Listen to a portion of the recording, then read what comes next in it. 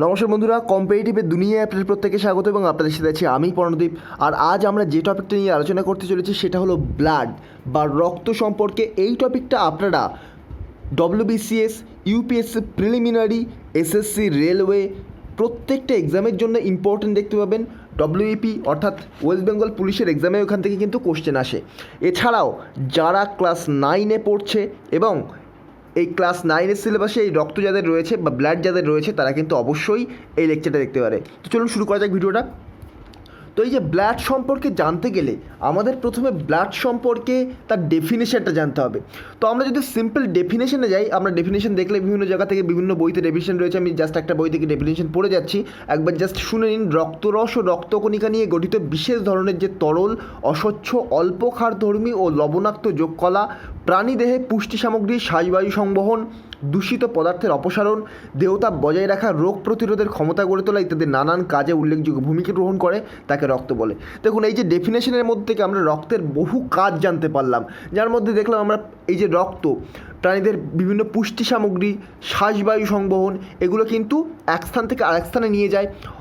দূষিত পদার্থের অপসারণ করে রক্তের মাধ্যমে, দেহতাপ বজায় রাখে এই রক্ত, রোগ প্রতিরোধের ক্ষমতা গড়ে তোলে এই রক্ত। এরপর আমরা রক্ত কীভাবে এই কাজগুলো করছে, রক্তের সিম্পল যে বৈশিষ্ট্যগুলো, ক্যারেক্টারিস্টিকগুলো, সেগুলো আমরা এক এক করে দেখে নেব। তো রক্তের যদি বৈশিষ্ট্য সম্পর্কে আমাদের আলোচনা করতে হয় তাহলে আমাদের বলতে হবে, ফার্স্ট যে বৈশিষ্ট্য সম্পর্কে আমাদের আলোচনা করতে হবে সেটা হলো রক্ত কিন্তু মনে রাখবেন একটি তরল যোগকলা। রক্ত একটি যোগকলা এবং এটি অবশ্যই তরল। আর মনে রাখবেন এখানে এই যে রক্ত সাধারণত একটু লবণাক্ত টাইপের হয়, কারণ রক্ত কিন্তু ক্ষারধর্মী। এর পিএইচ কত? রক্তের পিএইচ নেক্সট স্লাইডে আপনারা দেখতে পাচ্ছেন। আচ্ছা, একটা স্লাইড সম্পর্ক লাগাইনি, এই যে হ্যাঁ, এই স্লাইডটায় আপনারা দেখতে পাচ্ছেন যে রক্তের 3টে ভাগ রয়েছে এবং এই স্লাইডে আপনারা দেখতে পাচ্ছেন রক্তের পিএইচ কতটা। রক্তের পিএইচ কিন্তু 7.35 থেকে 7.45। কিন্তু অ্যাকচুয়ালি যদি সিম্পল পরীক্ষায় কোশ্চেন আসে তাহলে কিন্তু পরীক্ষায় কোশ্চেন আসবে রক্তের পিএইচ কত, অপশান দেবে 7.4। এখানে কিন্তু 7.35 টু 7.45 থাকার চান্স খুব কম থাকবে। তো পরীক্ষায় কোশ্চেন আসলে অপশান কিন্তু থাকতে পারে 7.4। তো রক্তের পিএইচ 7.4। তো আমি এর আগে আলোচনা করেছি রক্ত বেস টাইপের, অ্যাসিড এবং বেস। 0 থেকে 7 অ্যাসিড, 7 থেকে 14 বেস। তো এরকম রক্ত কিন্তু 7.4, তার মানে কি রক্ত বেস অর্থাৎ ক্ষারধর্মী। তারপর মাছ, উভচর এবং সরীসৃপ প্রত্যেকটা প্রাণীদেরই কিন্তু রক্ত থাকে, সেটা শীতল রক্তও থাকতে পারে, আবার সেটা উষ্ণ রক্তও থাকতে পারে। এবার আমাদের আলোচনার বিষয় কাদের উষ্ণ রক্ত থাকবে এবং কাদের শীতল রক্ত থাকবে। প্রত্যেকটা পক্ষী অর্থাৎ পাখি শ্রেণীর প্রাণী এবং প্রত্যেকটা স্তন্যপ্রায়ী প্রাণী এদের কিন্তু রক্ত উষ্ণ, অর্থাৎ মানুষের রক্ত উষ্ণ। কিন্তু যেসব প্রাণীগুলো উভচর, সরীসৃপ, তাদের রক্ত কিন্তু শীতল। আর রক্ত কোথা থেকে উৎপত্তি লাভ করে বা রক্তের উৎপত্তিস্থল কোথায়? রক্তের উৎপত্তিস্থল হলো মেসোডার্ম থেকে উৎপত্তি লাভ করে, রক্ত ভ্রূণের মেসোডার্ম থেকে উৎপত্তি লাভ করে। তো এখানে কোনো রকম ভিত্তি পর্দা থাকে না, রক্তে কোষীয় উপাদানের তুলনায় ধাত্রের পরিমাণ বেশি। এইসব কারণেই কিন্তু আমরা ক্লাস 9-এ পড়ে এসেছি যে এইসব কারণে রক্তকে আমরা তরল যোগ করা বলি। কিন্তু এখান থেকে ইম্পর্টেন্ট পরীক্ষার জন্য যেটা সবচেয়ে বেশি, রক্তের উৎপত্তিস্থল কোনটা, যেটা হলো রক্ত ভ্রূণের মেসোডার্ম থেকে উৎপত্তি হয়। আর রক্তের পরিমাণ কতটা? তো একটা মেল বা প্রাপ্তবয়স্ক পুরুষের দেহে কিন্তু 4 থেকে 6 লিটার রক্ত থাকে এবং একজন প্রাপ্তবয়স্ক মহিলার দেহে 4 থেকে 5 লিটার কিন্তু রক্ত থাকে। টেম্পারেচার দেখে নিন, এখানে 100.4 ডিগ্রি ফারেনহাইট বলে দেওয়া রয়েছে। নেক্সট আমরা দেখব কালার। রক্তের কালার কি? আমরা প্রত্যেকেই জানি আমাদের কেটে গেলে রক্ত বার হয়, রক্তের কালার সাধারণত আমাদের লাল হয়। তার কারণ কি? রক্তে হিমোগ্লোবিন থাকে। হিমোগ্লোবিন থাকার কারণে কিন্তু রক্তের রং লাল হয়। আর হিমোগ্লোবিন একটি লৌহ গঠিত প্রোটিন জাতীয় রঞ্জক। মনে রাখবেন, হিমোগ্লোবিন একটি লৌহ গঠিত প্রোটিন জাতীয় রঞ্জক। এর কারণেই কিন্তু রক্তের রং লাল হয়ে যায়। এবং মনে রাখবেন, সমস্ত প্রাণীর রক্তের রং কিন্তু লাল নয়। যেসব প্রাণী অমেরুদণ্ডী প্রাণী তাদের কিন্তু রক্তরসে এবং মেরুদণ্ডী প্রাণীদের ক্ষেত্রে কিন্তু লোহিত রক্তকণিকায় হিমোগ্লোবিন থাকে। তো এক্ষেত্রে আমাদের বলতে হবে যে পতঙ্গ শ্রেণীর যেসব প্রাণী রয়েছে, আরশোলা, ফড়িং, প্রজাপতি, এদের রক্তে কোনো রকম রঞ্জক থাকে না। তো সেহেতু এদের রক্ত কিন্তু বর্ণহীন। আপনারা যদি লক্ষ্য করেন দেখবেন কোনো রকম পোকা, স্পেশালি আরশোলা, ফড়িং, প্রজাপতি, এগুলো দেখবেন অনেক সময় পিষে যায় পায়ের তলায়, বা আপনি ধরুন সাইকেল চালিয়ে যাচ্ছেন তখন, বা অন্যান্য গাড়ি চালিয়ে যাচ্ছেন, দেখবেন সেগুলো হয়তো তার চাকার নিচে এসে পড়ে, তখন দেখবেন সেগুলো হয়তো পিষে যাচ্ছে কিন্তু সেখান থেকে লাল রক্ত বার হচ্ছে না। তার কারণ কি? তার কারণ হচ্ছে এই যে পতঙ্গ শ্রেণীর প্রাণী, এদের রক্তে কোনো রকম রঞ্জক পদার্থ থাকে না হিমোগ্লোবিনের মতো, তো সেহেতু এদের রক্ত বর্ণহীন। আবার কপচি শ্রেণীর প্রাণী কাদের বলা হয়? চিংড়ি, কাঁকড়া, এদের কিন্তু কপচি শ্রেণীর প্রাণী বলা হয়। এদের রক্তে আবার হিমোসায়ানিন থাকে।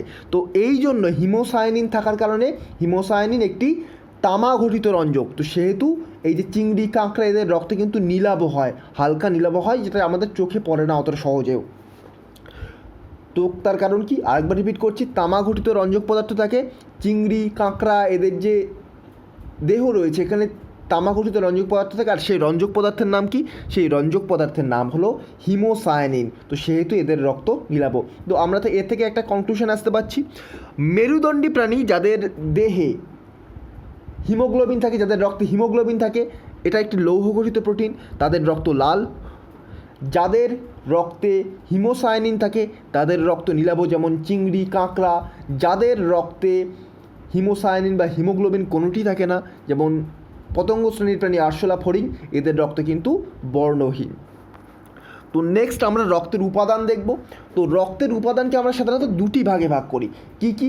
একটা হলো রক্তরস আর একটা হলো রক্তকণিকা, যার মধ্যে রক্তরস তার ইংলিশ টার্ম কি? প্লাজমা, আর যার রক্তকণিকা যেটা আমরা ফরমেট এলিমেন্টস বলে জানবো, তো আমরা একটু পরে দেখছি সেগুলো। তার আগে ব্লাড কর্পাসল বা রক্তকণিকার আগে আমরা একটু রক্তরস সম্পর্কে আলোচনা করে নিই। এখানে স্লাইডে অতটাও নেই, তবে আমি একটু বলে দিচ্ছি।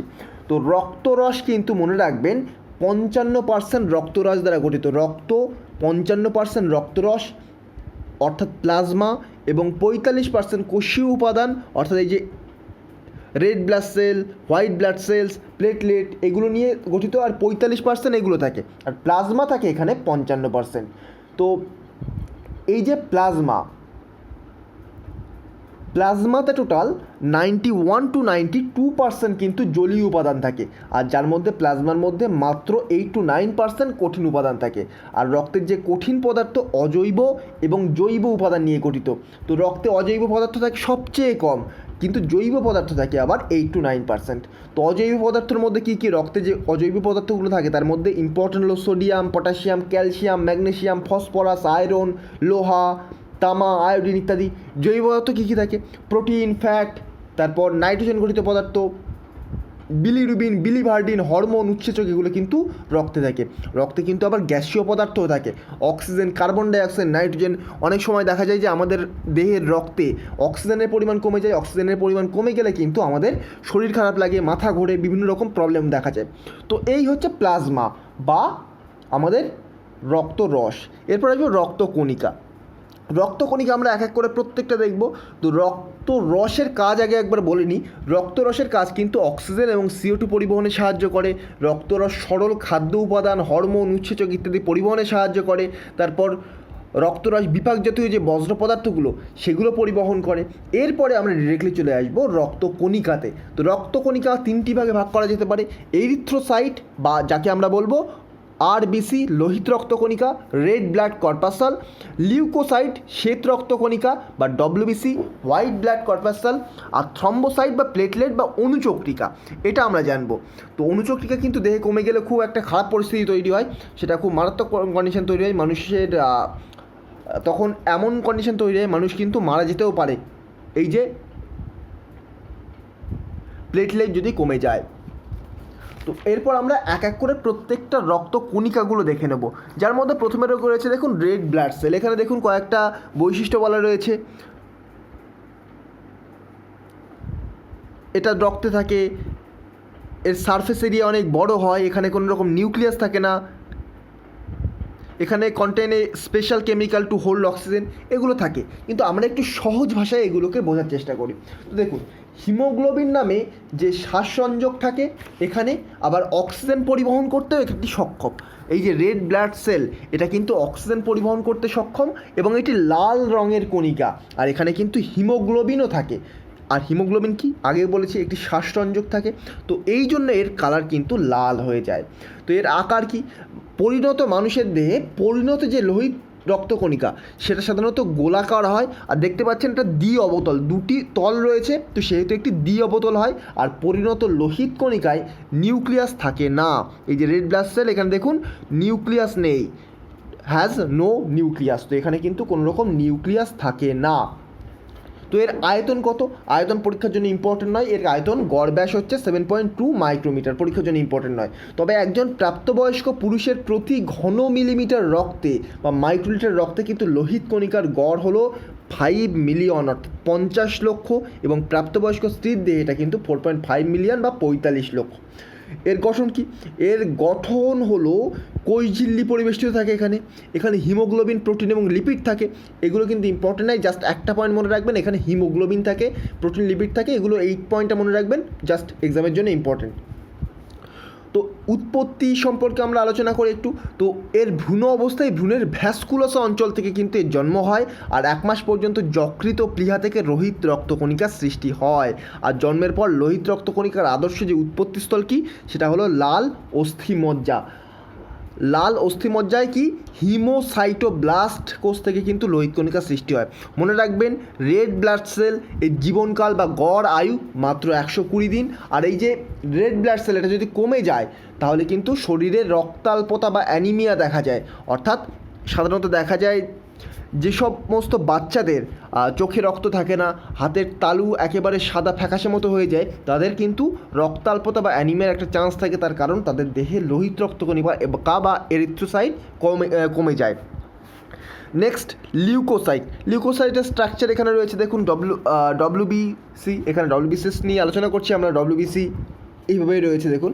তো শ্বেত রক্তকণিকা বা লিউকোসাইট, তো রক্তে অবস্থিত নিউক্লিয়াসযুক্ত, এখানে আগেরটা ছিল নিউক্লিয়াসবিহীন, এটা কিন্তু নিউক্লিয়াসযুক্ত। আর মনে রাখবেন আগেরটা লাল রঙের ছিল লিউকোসাইট বা শ্বেত রক্তকণিকা, এটা কিন্তু বর্ণহীন।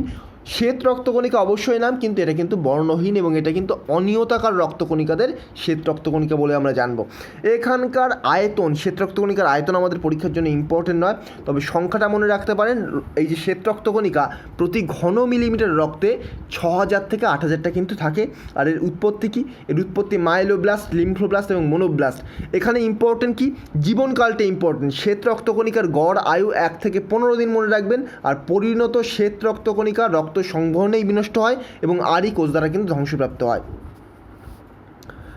আর এখানে শ্রেণীবিন্যাসে 2-1টি পয়েন্ট মনে রাখতে পারেন আপনারা। এই যে শ্বেত রক্তকণিকা সাধারণত 2 রকমের হয়, একটি মোনোসাইট আর একটা লিম্ফোসাইট। মনে রাখতে পারেন শ্বেত রক্তকণিকার কাজ কি? অ্যান্টিবডি উৎপাদন। আমাদের দেহে যে ব্যাকটেরিয়া, যে ভাইরাস, দুর্বল ভাইরাসের অ্যাটাক করে তার বিরুদ্ধে কিন্তু অ্যান্টিবডি তৈরি করে এই যে শ্বেত রক্তকণিকা। তো লিম্ফোসাইট শ্বেত রক্তকণিকা অ্যান্টিবডি গামা গ্লোবিউলিন উৎপাদন করে, যেটা সাধারণত ব্যাকটেরিয়া সংক্রমণের বিরুদ্ধে দেহের প্রতিরোধের কাজ করে। তো এছাড়া হেপারিন নিঃসরণ করে, অ্যালার্জি প্রতিরোধ করে। যার দেহে শ্বেত রক্তকণিকার পরিমাণ কম থাকে তাদের কিন্তু অ্যালার্জির পরিমাণটা বেশি থাকে। তো ইওসিনোফিল এবং বেসোফিল শ্বেতকণিকা কিন্তু হিস্টামিন নিঃসরণ করে এবং এখান থেকে কিন্তু অ্যালার্জি প্রতিরোধ হয়। এটা ভেরি ইম্পর্ট্যান্ট, পরীক্ষায় বহুবার কোশ্চেন এসছে, ডব্লিউবিসিএস প্রিলিমসে এসছে, ডব্লিউবিসিএস মেন্সে এসছে, এসএসসিতে এসছে বারবার। অ্যালার্জি প্রতিরোধ করে কোন শ্বেতকণিকা? হিস্টামিন নিঃসরণ করে ইওসিনোফিল এবং বেসোফিল শ্বেতকণিকা। ফাইনালি আমাদের এটা কি? ব্লাড প্লেটলেটস বা থ্রম্বোসাইট। তো থ্রম্বোসাইটস মনে রাখবেন এটা কিন্তু 2,50,000 থেকে 5 লাখ পর্যন্ত প্রতি ঘন মিলিমিটার রক্তে অণুচক্রিকার পরিমাণ থাকে। আর রক্ত তঞ্চনে কিন্তু সহায়তা করে এই যে অণুচক্রিকা, আর এখানেও কিন্তু কোনো রকম নিউক্লিয়াস থাকে না। আর এর উৎপত্তি কি? এর উৎপত্তি হলো অণুচক্রিকা লাল যে অস্থিমজ্জা আছে সেখানকার মেগা ক্যারিওসাইট কোষের ক্ষণপথ থেকে কিন্তু উৎপত্তি। এর কাজ কি? এর কাজ রক্ত তঞ্চনে সাহায্য করা, রক্ত ক্ষরণের সময় অণুচক্রিকা থ্রম্বোপ্লাস্ট নিঃসরণ করে, আর যা প্রথ্রম্বিনকে থ্রম্বিনে পরিণত করে, যার ফলে আপনার ধরুন কোথাও কেটে গেছে সেখান থেকে কিন্তু রক্তক্ষরণটা বন্ধ হয় ধীরে ধীরে। আর অণুচক্রিকার রক্তজালিকার ক্ষতিগ্রস্ত অন্ত আবরণীর গায়ে এটা গিয়ে মেরামতির কাজকে দ্রুততর করে। এখানে আমি অনেক পয়েন্ট বই দেখে বলে দিচ্ছি, তো এখানে যেগুলো বলার সেগুলো আমি বলে দিচ্ছি। এখান থেকে ইম্পর্টেন্ট পয়েন্ট আপনারা বই থেকে অবশ্যই পড়ে নিতে পারেন। প্রত্যেকের কাছে যে বইগুলো আছে প্রত্যেকটা বইতেই কিন্তু এগুলো রয়েছে। জাস্ট কোথাকার ইম্পর্টেন্ট পয়েন্টগুলো কোনগুলো পড়তে হবে সেগুলোই আমাদের আলোচনা করার বিষয়। এছাড়াও আমাদের নেক্সট স্লাইডে দেখব যে ব্লাড গ্রুপ। তো ব্লাড গ্রুপ সম্পর্কে আমাদের একটু জানতে হবে। ব্লাড গ্রুপ কি? তো দেখুন প্রত্যেকের আলাদা আলাদা রক্ত, প্রত্যেকের দেহে আলাদা আলাদা রক্ত বইছে। তো কোন দেহে কোন রক্ত দেওয়া যেতে পারে। ধরুন কারোর কোনো রকম অ্যাক্সিডেন্ট হয়ে গেছে, তার রক্তের প্রয়োজন, কিন্তু অন্য একটি গ্রুপের রক্ত তার দেহে দিলে তার কিন্তু কন্ডিশন আরও খারাপ হতে পারে, ইভেন তিনি মারাও যেতে পারেন। তো সেই কন্ডিশন থেকে বেরোনোর জন্য রক্তের গ্রুপ নির্ধারণ করার প্রয়োজন হয়ে পড়লো, এবং প্রত্যেকের রক্ত কোন গ্রুপে সেই গ্রুপের রক্তই তাকে দেওয়া হবে। তো এই জন্য কিন্তু রক্তের গ্রুপ নির্ধারণ প্রয়োজন হয়ে পড়লো। তো সেই সময় ভিয়েনার চিকিৎসক কার্ল ল্যান্ডস্টেইনার 1901 সালে কিন্তু রক্তে অবস্থিত যে অ্যান্টিজেন তার বেসিসে রক্তকে ভাগ করলেন। রক্তকে ভাগ করে 4টি ভাগে ভাগ করলেন। কী কী? এ, বি, এবি এবং ও। এখানে দেখুন blood type who can receive this type. তো ও গ্রুপের রক্ত কারা কারা নিতে পারে? ও গ্রুপের রক্ত নিতে পারে ও, যাদের ও রয়েছে। দেখুন ওদের কিন্তু বলা হয় যাদের ও গ্রুপের রক্ত তারা কিন্তু সবাইকে রক্ত দিতে পারে, কিন্তু ও ছাড়া অন্য কারোর কাছ থেকে কিন্তু কোনো রকম রক্ত নিতে পারে না।